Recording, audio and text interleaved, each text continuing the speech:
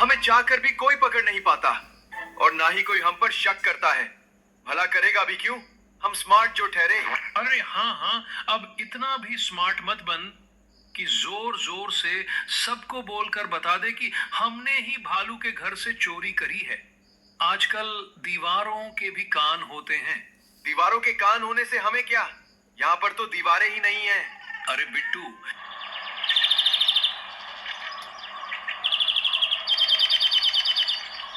अरे भालू भाई, मेरे पेट में तो चूहे दौड़ रहे हैं। अब जब तुम घर आ ही गए हो तो कुछ खिला दो, वरना मैं भूख से मर जाऊंगा। अरे भाई हाथी, कैसी बात कर रहे हो? ये भी भला कोई बोलने की बात है? मैं तो तुम्हें पहले ही कह रहा था कि कुछ खाकर ही यहाँ से जाना। अच्छा चलो, मैं तुम्हारे लिए कुछ खाने को लेकर आता हूँ। भालू भाई, मेरे पेट में तो इस कदर चूहे दौड़ रहे हैं जैसे उन्होंने कितने सालों से खाना नहीं खाया हो। बस अब जल्दी जल्दी मेरे लिए कुछ खाने को ले आओ, मुझसे अब सब्र नहीं होता। भालू अपनी रसोई की ओर जाता है और देखता है कि सारा सामान इधर उधर बिखरा पड़ा है। किसी भी बर्तन में कुछ भी सामान नहीं है। अरे ये क्या? मैं तो पिछले हफ्ते ही सारा राशन लेकर आया था, लेकिन इतनी जल्दी ये राशन कैसे खत्म हो गया? सारा सामान भी बिखरा हुआ पड़ा है। अब मैं इस हाथी को क्या खिलाऊंगा? कैसे इसकी भूख मिटाऊंगा? ये तो भूख के मारे पागल हो रहा है। अगर मैंने इसे कुछ नहीं दिया तो ये पूरे जंगल में ये बात फैला देगा कि वो भालू के घर गया था और वहां से उसे भूखे पेट ही वापस आना पड़ा। तभी उसे याद आता है कि उसने अलमारी में कुछ फल रखे थे और उसमें ताला लगाया था। भालू जल्दी से उन फलों को लाता है और हाथी को देता है। ये लो हाथी भाई, अभी खाना बनाने में तो बहुत वक्त लग जाएगा। तब तक तुम ये फल खा लो, जिससे कि तुम्हारे घर जाने तक तुम्हें ताकत मिल जाए। वाह, क्या फल थे भालू भाई! इन्हें खाकर तो मेरे शरीर में मानो जान सी आ गई। अब जाकर थोड़ा अच्छा लग रहा है। अभी तक तो मेरे पेट में ऐसी गुड़गुड़ सी हो रही थी जैसे वहां मेला लगा हो। इतना कहकर हाथी वहां से चला जाता है। भालू गहरी सोच में पड़ जाता है कि आखिर उसका सारा राशन कौन चुरा कर ले गया। मैंने तो सारा राशन एक हफ्ते पहले ही भरा था। इतनी जल्दी तो खत्म होने से रहा। ये जरूर किसी चोर जानवर का काम है जो चुपके से आकर मेरा सारा राशन चुरा ले गया। इतना सोचने के बाद भालू अपने काम में लग जाता है। इधर बिट्टू और भोलू दोनों आराम से सो रहे थे, क्योंकि अभी अभी भालू के घर से सारा राशन चट करके आ रहे थे। लेकिन उनकी किस्मत इतनी अच्छी थी कि उन्होंने अब तक इतनी चोरियां की थी, फिर भी कभी पकड़े नहीं गए। भोलू भाई, देख हम कितने शातिर चोर हैं। हमें चाहकर भी कोई पकड़ नहीं पाता और ना ही कोई हम पर शक करता है। भला करेगा भी क्यों? हम स्मार्ट जो ठहरे। अरे हाँ हाँ, अब इतना भी स्मार्ट मत बन कि जोर जोर से सबको बोलकर बता दे कि हमने ही भालू के घर से चोरी करी है। आजकल दीवारों के भी कान होते हैं। दीवारों के कान होने से हमें क्या? यहाँ पर तो दीवारें ही नहीं है। अरे बिट्टू, मेरा मतलब ये है कि जोर जोर से बोलेगा तो सबको पता चल जाएगा कि हमने चोरी करी है। अगर किसी ने हमारी बातें सुन ली तो बहुत बड़ी दिक्कत हो जाएगी। बिट्टू और भोलू इतने शातिर थे कि पहले खुद ही चोरी करते और बाद में खुद ही चोरों को पकड़ने की बातें करते। एक दिन हिरन के घर में भी चोरी हुई और उसमें भी बिट्टू और भोलू का ही हाथ था। बेचारी हिरन बहुत ही गरीब थी। वह जैसे तैसे करके अपने बच्चों के लिए खाना इकट्ठा करती थी। हे भगवान, मैंने कितनी मेहनत से अपने बच्चों के लिए खाना इकट्ठा किया था, पता नहीं कौन चुरा कर ले गया। अब मैं अपने बच्चों को क्या खिलाऊंगी, कैसे उनकी भूख मिटाऊंगी? मुझे इस बारे में महाराज से बात करनी चाहिए, पर मैं अकेले महाराज के पास कैसे जाऊं? वो भला मेरी बात पर कैसे विश्वास करेंगे? एक काम करती हूँ, साथ में भालू दादा और हाथी भाई को भी ले जाती हूँ। तभी वहां से भोलू और बिट्टू गुजर रहे थे और हिरन की हालत का मजाक उड़ा रहे थे। अरे देख भाई भोलू, बेचारी हिरन कैसे परेशान हो रही है। उसे तो पता भी नहीं होगा कि उसका खाना किसने चुराया है। इसे कहते हैं दिमाग। चोरी भी कर ली और किसी को पता भी नहीं चला। चल भाई भोलू, जरा हिरन बहन का हालचाल पूछ कर आते हैं, पता तो चले किसने चोरी की है। भोलू और बिट्टू हिरन के पास जाकर उसका हाल पूछने लगे ताकि उन पर कोई शक ना हो सके। हिरन, क्या हुआ? तुम इतनी जोर जोर से क्यों रो रही हो? कोई परेशानी है तो मुझे बताओ। अरे बिट्टू भाई, मैं क्या बताऊं। मैंने कितनी मेहनत से अपने बच्चों के लिए खाना इकट्ठा किया था और पता नहीं कोई आकर उसे चुरा ले गया। अब मैं अपने बच्चों को क्या खिलाऊंगी? मुझे कुछ भी समझ में नहीं आ रहा है। अरे रे, बताओ भला, इस जंगल में भी अब ऐसी ऐसी चोरियां हो रही हैं कि किसी को पता ही नहीं लग रहा। बिट्टू भाई, मैं सोच रही हूँ कि मैं इस बारे में महाराज को बताऊंगी। अब वही मेरी मदद कर सकते हैं। महाराज का नाम सुनते ही बिट्टू और भोलू डर गए और हिरन को ऐसा करने से मना करने लगे। अरे हिरन, भला इस बारे में महाराज तुम्हारी कैसे मदद कर सकते हैं? अब भला वे थोड़ी ही ना इस जंगल में पहरा देंगे। इस परेशानी का हल तो तुम्हें ही निकालना पड़ेगा। अपने सामान को किसी खुफिया जगह पर छुपाओ या फिर अलमारी में रखकर उस पर ताला लगाओ। अब अगर तुम ही अपना सामान खुले में रखोगी तो भला तुम्हारा सामान कैसे चोरी नहीं होगा? हाँ, तुमने ठीक कहा बिट्टू। मुझे भी लगता है कि मेरी ही गलती थी। अगर मैंने अपना सामान खुले में नहीं रखा होता तो शायद आज मेरा सामान चोरी ना हुआ होता। बिट्टू और भोलू ने सोचा कि अब मामला बहुत ही गंभीर होता जा रहा है, इसलिए वे समय रहते वहां से निकल गए और रास्ते में उस बारे में बात करने लगे। अरे बिट्टू, तूने देखा कैसे वो हिरन महाराज के पास जाने की बात कर रही थी?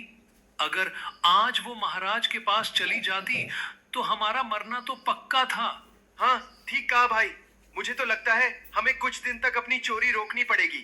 जंगल में सभी जानवर अपने सामान की चोरी से परेशान थे, परंतु उन्हें ये समझ नहीं आ रहा था कि आखिर चोर है कौन। सभी अपने सामान को बहुत सावधानी से छुपाकर रखने लगे थे। एक दिन जंगल में भालू घूम रहा था। तभी अचानक उसे हिरन दिखा और दोनों आपस में बात करने लगे। भालू दादा, कैसे हैं आप? आपसे तो बहुत दिनों बाद मुलाकात हुई। मैं ठीक हूँ हिरन, तुम बताओ तुम कैसी हो? अपना सामान छिपा कर तो आई हो ना? कहीं उन चोरों को पता लग गया तो सारा सामान चट कर जाएंगे। सही कहा भालू दादा। मैं अपना सारा सामान अलमारी में छुपा कर लाई हूँ और चाबी अपने पास रखी है। क्या बताऊं हिरन, इस बीच में उन चोरों ने मेरे घर में भी चोरी की। मैंने जितना भी सामान इकट्ठा किया था वे सभी ले गए। कुछ दिनों तक मुझे भूखा ही रहना पड़ा। भालू दादा, अगर मेरी मानो तो हमें इस बारे में महाराज से बात करनी चाहिए।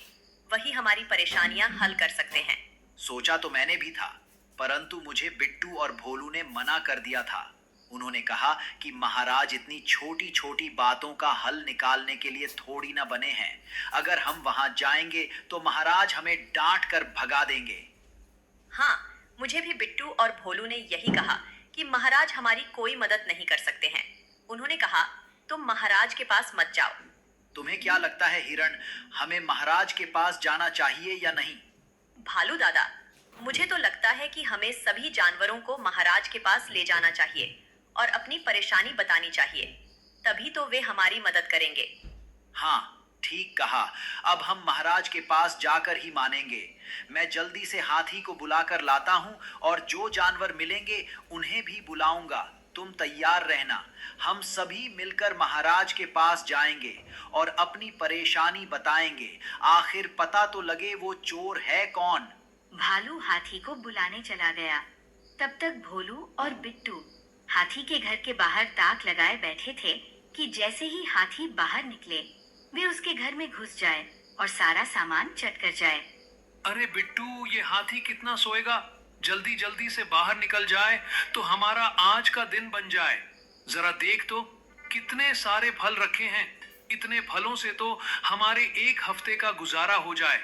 हाँ यार, फल तो बहुत सारे हैं, मगर ये हमारे तब ना होंगे जब ये हाथी महाराज बाहर आएंगे। ये तो उठने का नाम ही नहीं ले रहा है। बस जल्दी से ये बाहर आ जाए और हम इन सभी फलों को यहाँ से लेकर चले जाए। तभी अचानक भालू वहां पहुंच जाता है। भालू दोनों को हाथी के घर के आसपास देखकर पूछता है, अरे भोलू और बिट्टू, तुम भला हाथी के घर के पास क्या कर रहे हो? तुम्हारा घर तो जंगल के उस कोने में है। अरे कुछ नहीं भालू भाई, वो तो इस जगह पर मीठी मीठी घास होती है, इसीलिए हम अक्सर यहाँ आ जाया करते हैं। और भला हमारा क्या ही काम हो सकता है? अच्छा अच्छा ठीक है, मेरी बात सुनो। आज हम सभी जानवर महाराज के पास जाने की सोच रहे हैं। तुम भी हमारे साथ चलो और उस चोर को पकड़ने में अपना योगदान दो। अरे भालू भाई, भला हमारे आने से क्या ही हो जाएगा? जंगल के बड़े बड़े जानवर तो जा ही रहे होंगे। वैसे भी हम तो ठहरे गधे। महाराज हमारी बातें सुनकर क्या ही करेंगे? अच्छा ठीक है, तुम्हें नहीं आना है तो मत आओ, लेकिन अगर तुम्हें किसी भी जानवर पर शक होता है तो तुम मुझे आकर बताना। फिर वो जोर जोर से हाथी को बुलाने लगता है। हाथी भाई, अरे हाथी भाई, जल्दी बाहर निकलो, आज हमें महाराज के पास जाना है। हाथी भाई, अरे हाथी भाई। अरे क्या हो गया भालू भाई? सुबह सुबह इतनी तेज आवाज में क्यों चिल्ला रहे हो? कोई अनहोनी हो गई क्या, या कोई चोर पकड़ा गया? अरे नहीं आलसी हाथी, चोर पकड़ा नहीं गया, लेकिन जल्द ही पकड़ा जाएगा। तुम जल्दी से उठो और हमारे साथ महाराज के पास चलो। हमें महाराज के पास जाकर ये परेशानी बतानी चाहिए, तभी तो महाराज हमारी मदद करेंगे। अन्यथा उन्हें पता ही नहीं चलेगा तो चोर कैसे पकड़ा जाएगा। अरे ठीक है, चलो मैं भी तुम्हारे साथ चलता हूँ। भोलू और बिट्टू की योजना बर्बाद हो जाती है। अब उन्हें आज चोरी करने से रुकना पड़ता है, क्योंकि उन्हें भालू और हाथी ने देख लिया था। अगर वे अब भी चोरी करते तो पूरा शक उनके ही ऊपर जाता। अरे यार, इस भालू के बच्चे को भी अभी आना था। पूरा प्लान बर्बाद कर दिया। अब आज के दिन भूखा ही रहना पड़ेगा। इतना कहकर बिट्टू और भोलू वहां से चले जाते हैं और हरी घास खाकर अपना गुजारा करते हैं। इधर सारे जानवर महाराज की गुफा के पास पहुंचते हैं और जोर जोर से महाराज को बुलाने लगते हैं। शेर महाराज, शेर महाराज, बाहर आइए, हमारी मदद कीजिए, हम बहुत ही परेशान हो गए हैं। शेर महाराज, शेर महाराज। अरे क्या हो गया, क्यों इतने जोर जोर से चिल्ला रहे हो? जंगल में कोई बड़ी आफत आ गई क्या? महाराज, हमारे जंगल में पता नहीं कहां से कोई चोर घुस आया है। वो चुपके चुपके सभी जानवरों के खाने को चुरा रहा है और बेचारे जानवर भूखे मर रहे हैं। कुछ कीजिए महाराज, अब आप ही हमें उस चोर को पकड़वाने में मदद कीजिए, नहीं तो हमें इस जंगल को छोड़कर जाना पड़ेगा। अरे बात क्या है, मुझे समझाओ तो सही। जब मुझे ठीक से पता चलेगा तभी तो मैं तुम्हारी समस्या का हल निकाल पाऊंगा। महाराज, कुछ दिनों पहले मेरे घर में चोरी हुई थी, जिसमें मेरे घर का सारा राशन किसी ने चुरा लिया था। और उसके बाद हिरन बहन के घर में भी चोरी हुई। चलो मैंने तो जैसे तैसे गुजारा कर लिया, मगर हिरन बहन का क्या? उसके तो 2-3 बच्चे हैं। बेचारी हिरन अपने बच्चों का पेट कैसे पालेगी? अगर ऐसा ही चलता रहा तो एक दिन आपके घर में भी चोरी होगी और आपका भी सारा सामान वे चोर चुरा ले जाएंगे। अच्छा ऐसी बात है। अगर तुम्हें सच में लगता है कि जंगल में कोई चोर घुस आया है तो मैं, भालू, हाथी और हिरन, तुम तीनों को यह जिम्मेदारी देता हूं कि जैसे तैसे उस चोर का पता लगाओ और मुझे आकर बताओ। फिर मैं इस बारे में कुछ करूंगा। ठीक है, अब तुम सब जाओ और उस चोर का पता लगा कर लाओ।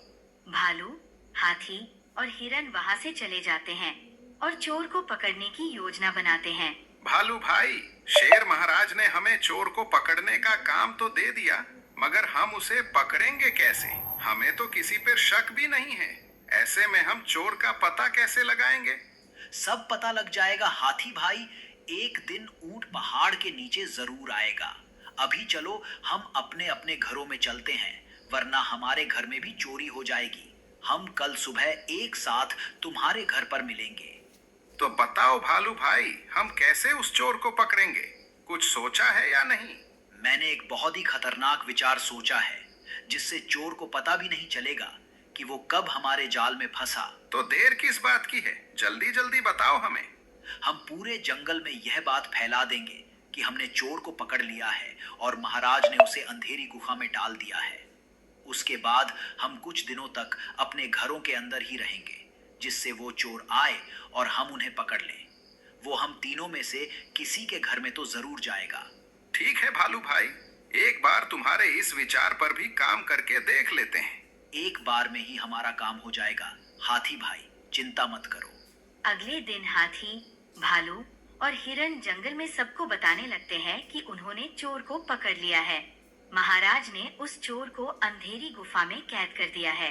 अरे सुनो सुनो सभी लोग, हमने उस चोर को पकड़ लिया है और महाराज ने उसे अंधेरी गुफा में कैद कर दिया है। अब तुम सभी को किसी चीज से डरने की जरूरत नहीं। अरे हाँ हाँ, अब तो हमें किसी चीज से डरने की जरूरत नहीं है। अब हम सभी अपना सामान अपने घरों में खुले आम रख सकते हैं।